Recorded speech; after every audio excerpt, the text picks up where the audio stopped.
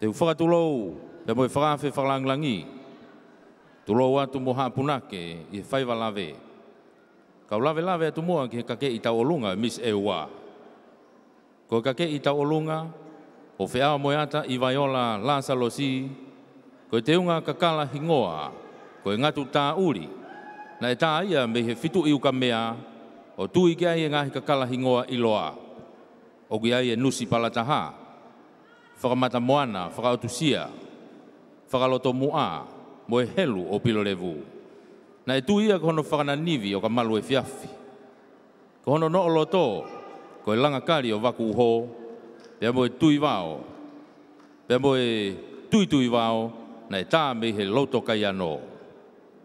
Ke u tā sui piaki, pia u whola haka, o u whakatau pasi ai i he pō kātoa ngani. Kono teki ko e ala mea teki, na e kako i pia tui, i he matalanga a maui. Kono sei ko e maile lau momo me he pāke whakawhanua o Ewa. Kono pure o tō, na e ukufia i he taulanga nā whanua, pia hake o lanu i he vai ano kula. Kono kahoa, ko e kawha luva o pilo revu. Na e tu ia me he vai ko kahana. Pia kono hau, ko e ve hei lala. Ko e vesa nima mo e vae, ko e pāanga pipi, na e tui me he funga mahawha. Ko e ngahi kakalani, ko e awa o kakalaia e kau whawhine me he funga whanua o amo mohi pia hiri ki whanga ke ewe aki ia pō o ku longolongo a. Kono lolo tākai ko lolo pōtea moho koi. Ko e langi tau olunga, ko e maa i moa kunsalote, toke lau tō i mui whanua. Ka koe kau langi tua, ko e situnga mātua mo e whine mātua pe me he funga whanua mo e lauto kai anō me i wholaha. Miss Ewa, whia moe ata i Vaiola Lasalosi.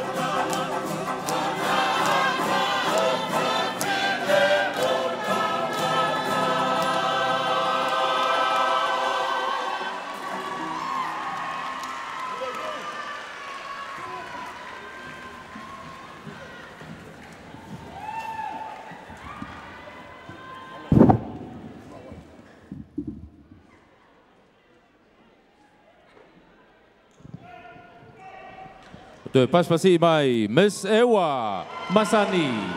Ua fitah fitu Feao La Salosi.